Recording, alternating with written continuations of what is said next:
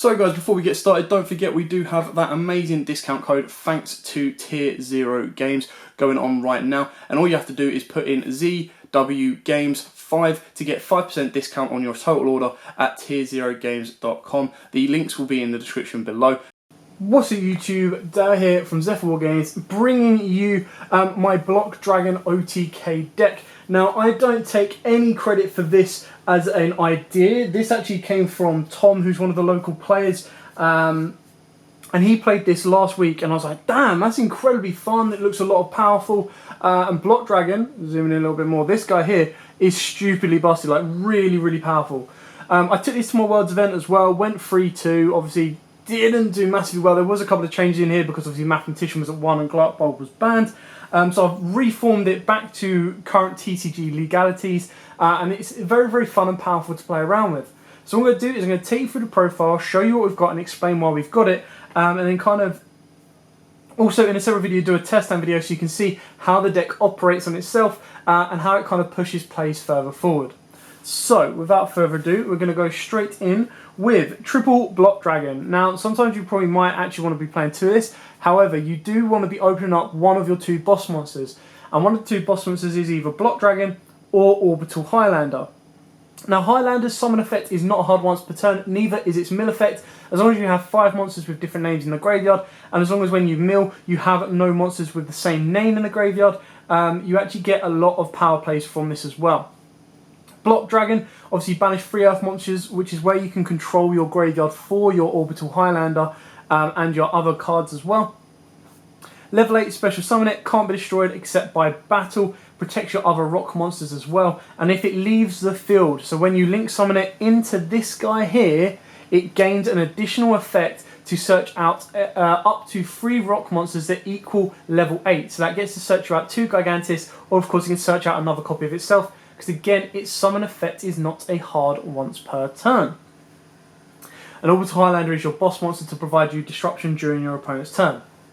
Another card to play, which is one of your 2, I believe, normal summons, and that is Righty Driver.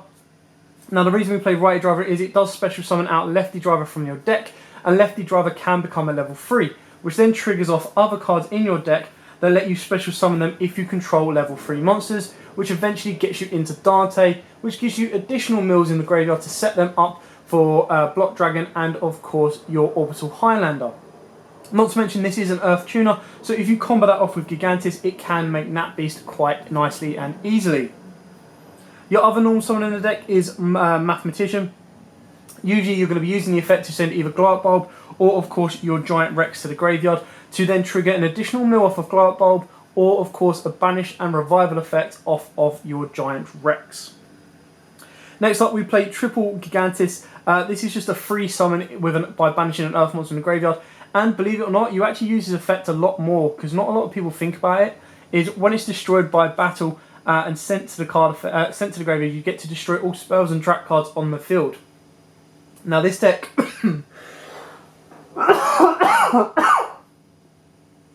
Now this deck doesn't run any spells or traps apart from obviously the Sekka's Light, so you do not have to worry about that effect negatively affecting your play. But it's still very good. Of course it is another level 4 which gets you into a Nat Beast should you want it, or any of your rank 4s. The other card we play is triple Gallus. This is obviously a free summon and it gives you an additional win con during time as well by burning your opponent. If you get to mill off one of your big cards, you'll burn them for anywhere from 14 to 1600 life points, and this can sometimes win you games. Plus is a free level 3 summon for additional Dante plays as well. We now have quite a few 2-ofs. We've got 2 Link Slayer. Now the reason I'm playing Link Slayer is purely because it is a nice special summon going first or second. So unlike Prankatops where your opponent has to have more monsters than you, this can be a nice summon for free, and it is a level 5 Earth. The other card that is a nice summon for free if you control no monsters is Double Junk Forward, and again, nice free summon of a level 3 monster that is also Earth if you control no monsters. We've then got the Psychic Wielders and Psychic Trackers. Now these are just 2 level 3 monsters that if you control another level 3 monster, you can special summon them for the hand. Now with Psychic Wielder being a tuner, you can technically make Trishula, but 9 times out of 10 what you're going to be using these for is to overlay it into Dante and then getting the mills off of the Dante effect as well. Finishing off with our 2-ofs, we've got 2 Humongous, the Sticky String Kaiju, Earth Kaiju, level 7, disrupt your opponent, go second, get rid of their biggest negate on the board, and then push further plays forward. And then of course we've got 2 Ash Blossom, because we do need to have some form of interaction. If you want to make it more specific to the deck, you can go with Ghost Spell, because it is an Earth monster as well. Otherwise, Ash is probably the best hand trap to be used right now. Then we play a lot of 1-ofs. The Strudo for your Yazi plays, Giant Rex for the free summon off of the banish, the lefty driver to go with your righty driver, the 1 Brick, the 1 Meh, the 1 Turbo Booster. Now this is one of the spicy techs that Tom actually came up with. Very, very cool. It's if you've already normal summoned this turn, you can special summon this card for free. So it just gives you a free level 1 Earth monster if you've conducted your normal summon, which can then be used to link off and of course get another Earth in graveyard for you to use and abuse. And then of course we've got the Fossil Dino, which is another level 4 rock monster you can search off of your Block Dragon. So if you've gone into Block Dragon and linked it off without using your normal summon, which can be done quite nicely, if you open up well enough, you can search your Fossil Dino, normal summon this, and then that's going to stun your opponent at least during their first main phase, and they have to go through battle phase just to kill this, or of course open up an impermanence with no cards on board. So it's very, very good. And the last one off is the Glart Bulb. We send this off of Mathematician if you haven't opened it, and then of course you can use its additional mill effect to give you another mill engraved. Straight away off of your Mathematician, if you link that together with Glart Bulb for a Missus Radiant, you've got 3 Earths in graveyard to use and abuse. If you've been able to extend a little bit further as well, you can use this with your Gigantis to make Nat Beast as well. Well then, for the only spells, is triple Sekka's Light in the main. Now, Sekka's Light, of course, is the best card right now in a deck like this, purely because it's a draw 2 and then shuffle 1 back for a draw, technically a draw 3. So it's a very, very good card, very, very powerful in decks like this, and can really, really help extend your plays. So it is the best draw card that can be used right now. Then on to the extra deck. Now, for the extra deck, we have a nice little lineup. Going off with the XYZs first. For the rank 3s, we do have the 1 Dante. Incredibly powerful, very, very busted in this deck. All the mill power that you could possibly ask for to get you exactly where you need to be. We'll then follow up for our rank 4s, and we've got Minerva for your rank 4 kind of additional mills. We then have Tornado Dragon to deal with all that pesky back row, Abyss Dweller, and of course number 41 Burguska for a little bit more stun. For our synchros, we play the 1 Naturia Beast and the 1 Yazi.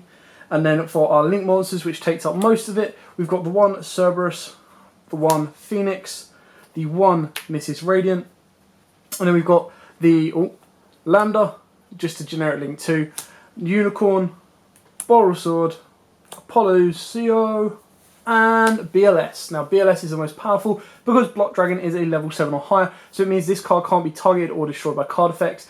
You can then start boosting them up as well, making 4,500, 6k if you want to keep going, or you start banishing cards on the field, and it kind of allows you to get crazy power plays as further you go with this card and how more you invest into him.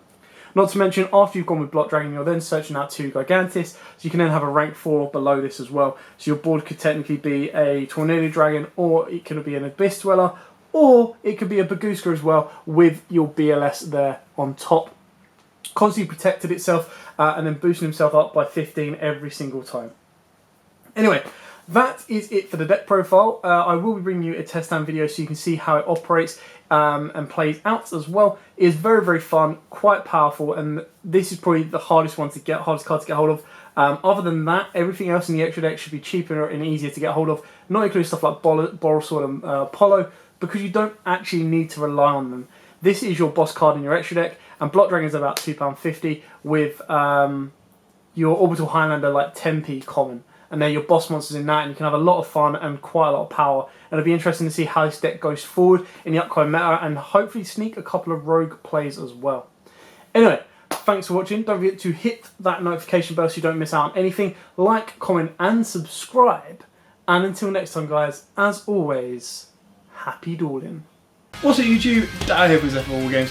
Thanks for watching that video. If you liked it, please hit that big thumbs up button in the bottom corner as well. And don't forget to hit the big red subscribe button so you don't miss out on anything. And make sure you click that notification bell as well so you know every time one of our new videos goes up.